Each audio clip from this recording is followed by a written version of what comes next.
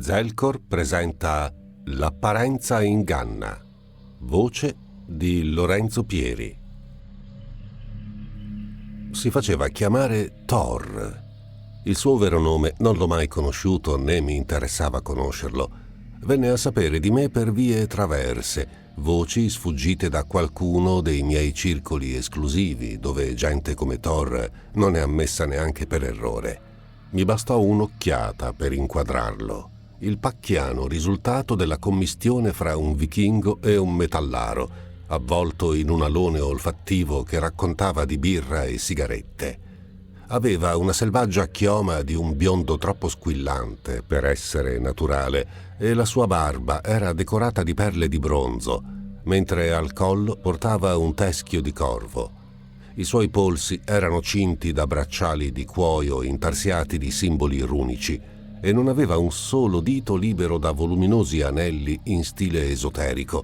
Sulla maglietta spiccava la faccia furiosa di uno dei protagonisti di Vikings. Probabilmente il suo intento era di apparire intimidatorio, ma riusciva solo ad essere patetico. Ci studiammo a vicenda sulla soglia di casa mia per un lungo, intenso minuto. Evidentemente si era aspettato di trovare un suo simile, un buzzurro bardato di rune e amuleti, pieno di borchie e tatuaggi mistici, e invece trovava me, con il mio 1,50 m, jeans e camicia. Fu solo per educazione se lo feci entrare in casa e mi fu chiaro, con una certa intima soddisfazione, che la Coca-Cola che gli offrì lo deluse. Forse immaginava che lo avrei omaggiato con un corno traboccante di idromele oppure una coppa ricavata da un cranio umano piena di sangue. A dire il vero, possiedo un'ampia varietà di liquori pregiati, ma non sono tipo da scialacquarli per far colpo su ospiti come quello che si era presentato senza invito lì, in casa mia, e che con sguardo sempre più scontento stava giudicando me e il mio ambiente. Notai il modo in cui Thor esaminava il salotto nella vana ricerca di cristalli, statuette di Ecate, candele nere, teschi e pelli di animale, magari un altarino con tanto di pentacolo, ma ciò che poté vedere furono solo mobili Ikea e una brutta moquette. Nella mezz'ora successiva mi tediò con insulsi discorsi pseudo New Age sulla sua conversione alla via segreta, al suo amore per l'occultismo, alla sua assoluta dedizione a pratiche druidiche. Evitai di dirgli che oltre la metà di quel che credeva di sapere sulle religioni e la magia pagana non era che il frutto di mistificazioni, pressapochismo e falsi storici. Volevo solo che terminasse la bibita e togliesse il disturbo, una volta per sempre. Pensavo che il mio aspetto banale e la mia dimora, del tutto dissimile dall'antro di uno sciamano, lo avessero dissuaso dal continuare a frequentarmi, ma evidentemente chiunque gli avesse parlato di me doveva avergli narrato meraviglie sul mio conto, perché Thor iniziò a tormentarmi. Trovai la sua richiesta d'amicizia su Facebook un'ora dopo che aveva lasciato casa mia. L'accettai per pura gentilezza, ma fu un errore. Entro sera mi aveva già invitato sulla sua pagina, sul suo gruppo, sul suo blog, e ciò che vidi quasi mi fece salire il vomito. Sul web, Thor si dava arie da gran sacerdote, officiando rituali di stampo norreno per propiziare la fortuna e il successo. Organizzava ritrovi spirituali in mezzo ai boschi, elargiva consigli su come praticare incantesimi per difendersi dalla negatività, preparava addirittura matrimoni in stile celticheggiante. Tutto ciò infarcito di decine di selfie nei quali mostrava tutti i suoi tatuaggi, rigorosamente di natura nordica ed esoterica, e sembrava che fosse assolutamente incapace di sfoggiare un nuovo amuleto senza togliersi anche la maglietta. Era innamorato di se stesso, nonché patologicamente affamato di attenzione e approvazione. Era tristemente palese che Thor vivesse più per gli altri che per se stesso e che ogni suo atteggiamento, azione e hobby nascesse non da una spinta interiore, bensì dalla brama di essere ammirato, di far colpo. Per più di un mese fui bombardato dai suoi assillanti inviti a raduni, cerimonie, ritiri spirituali e conferenze. Molto spesso, velatamente o meno, ebbe pure la faccia tosta di lanciarmi qualche frecciatina sul mio stile di vita, che secondo lui non si confaceva a qualcuno edotto ai misteri della vita segreta, come se vestirsi da punk e avvolgersi in centinaia di talismani fosse invece il modo giusto per entrare in contatto con certe realtà. La sua insistenza e la sua supponenza raggiunsero un tale livello di offensività che un bel giorno fui io a contattarlo. Se davvero voleva che gli rivelassi certe arti, forse era giunto il momento di accontentarlo, sebbene dubitassi seriamente che quanto avrei potuto mostrargli gli sarebbe piaciuto. Oh, non scorderò mai la sua gioia quando gli dissi che dopo un'attenta analisi avevo capito che lui era davvero un degno seguace delle antiche arti e che per tale ragione lo avrei portato con me a svolgere un rituale. Era eccitato come un bambino il giorno di Natale, ma ancora non immaginava che genere di dono avrebbe trovato sotto al fiocco e alla carta colorata. Quando la sera stessa si presentò a casa mia, dovetti far ricorso a tutto il mio autocontrollo per impedirmi di ridergli in faccia.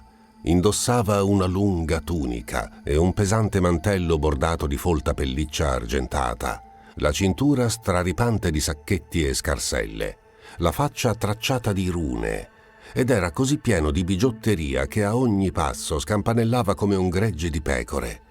Lui, ovviamente, si sentiva fiero e preparato, un vero mago.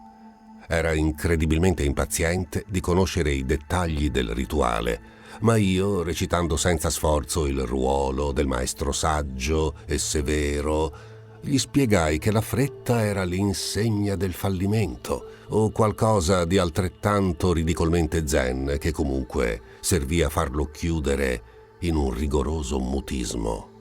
A volte, ripensando a quell'episodio, vengo pungolato da un blando senso di colpa. Forse non avrei dovuto approfittarmi così di un evidente minus habens, ma d'altro lato era anche incredibilmente spassoso. Il sole sfiorava le falde delle colline mentre ci spostavamo fra le querce, lungo un percorso non segnato sulle guide degli escursionisti. Benché molto più allenato e in forma di me, Thor ansimava e incespicava, impacciato dalla tunica e soffocato dal manto.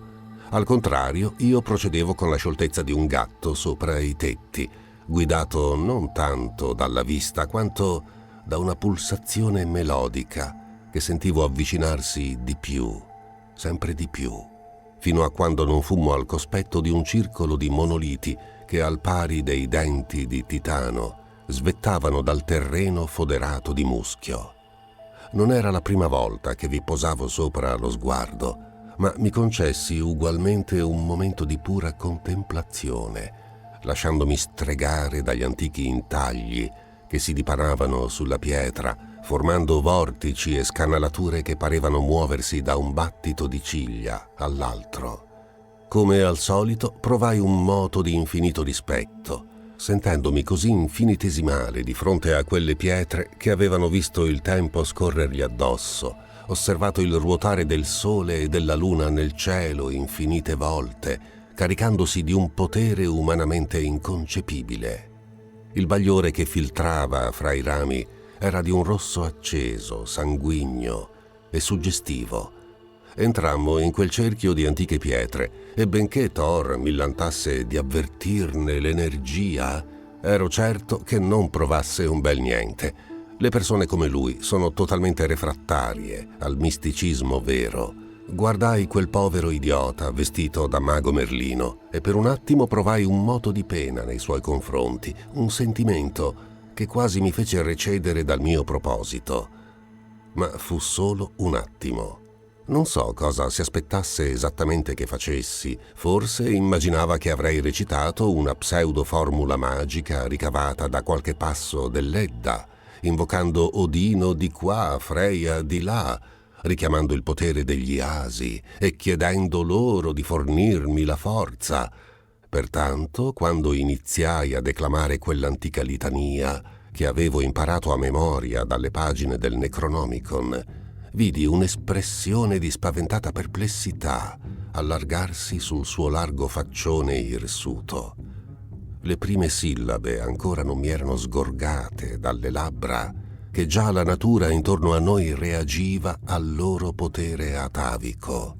Un vento improvviso spazzò le chiome, sommergendoci con una crepitante ondata di foglie secche. La luce morente del sole divenne di un viola cupo, mentre ramificazioni luminose percorrevano la scabrosa superficie dei monoliti, imbevendo l'aria di un viscido arcobaleno di colori che l'occhio umano non saprebbe definire. Poi, alle mie parole, si sovrappose un lacerante rumore di strappo così forte da risuonare nelle nostre casse toraciche. Thor spostò immediatamente gli occhi in alto, sopra la mia testa, e gli cedettero le ginocchia. Non ebbi bisogno di guardare, sapevo molto bene cosa stesse sgusciando dai lembi squarciati della nostra realtà. Ne avvertii subito l'odore penetrante e dolciastro, come un misto di spezie andate a male, mentre spiccava il volo grazie alle sue ampie ali membranose. Una sagoma grigia e maculata, simile ad un enorme uccello senza penne, si librò sopra il cerchio di monoliti, irradiato dalla luce che eruttava dai blocchi di pietra. Andò ad appollaiarsi proprio sul più alto di essi. Si trattava di una forma di vita di grottesca bellezza, araldo di regni al di là dell'immaginazione di gente come Thor, il quale, annichilito e sconvolto, restava steso a terra, con gli occhi allucinati fissi sulla creatura che avevo appena evocato. Chissà quali affannose alchimie si susseguivano nel suo cervello, in che agonia di contorsioni la sua mente si stava esibendo, nel tentativo vano di rapportarsi a ciò che percepiva senza frantumarsi. Per anni aveva desiderato di poter assistere ad un prodigio simile, e adesso che glielo avevo compiuto dinanzi non poteva reggerne l'impatto emotivo. Questo perché in cuor suo non aveva mai veramente creduto nelle dottrine che diceva di professare. Ogni certezza che si era costruito nella vita si sgretolava di fronte a quell'unica, potentissima visione. La lunga, sinuosa coda artigliata del Gaunt della notte sibilò nell'aria.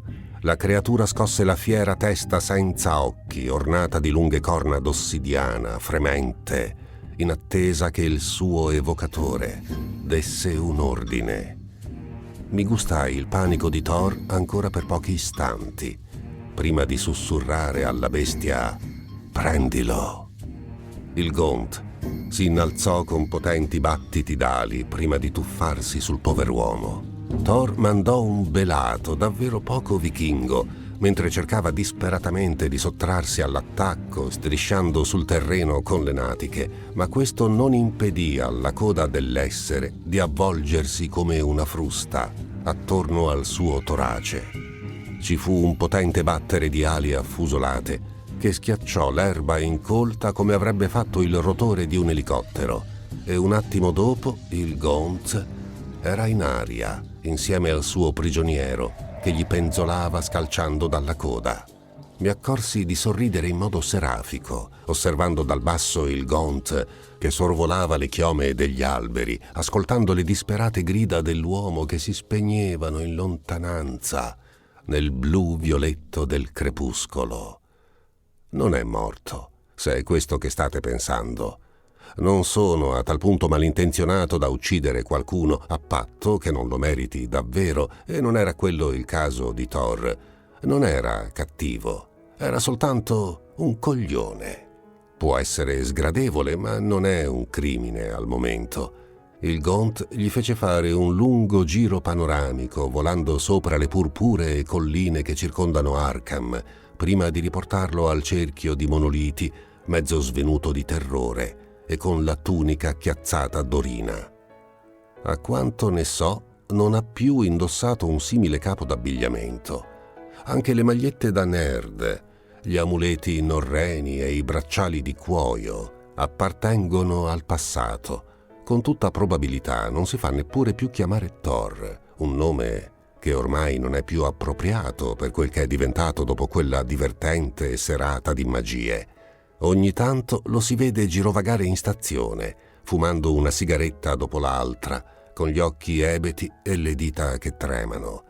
Deve aver gridato tanto la notte dell'evocazione che le corde vocali non gli funzionano più molto bene e la sua conversazione è solo un rauco sussurro. A volte mi è capitato di incrociarlo fortuitamente per la strada e in quelle occasioni gira su se stesso e si mette a correre come avesse visto il diavolo in persona. Non temo che possa andare in giro a raccontare quel che sono capace di fare. Chi gli crederebbe, dopo tutto? Un tipo come me, così tranquillo e anonimo, non ha certo il potere di far del male a nessuno. Tutti lo pensano nel sonnacchioso sobborgo dove abito. Sono un quieto, ben educato ometto di mezza età, con la tendenza a ingrassare e la passione per le cravatte monocromatiche, senza segreti e senza scheletri nell'armadio. Questo è come appaio, ma talvolta l'apparenza inganna.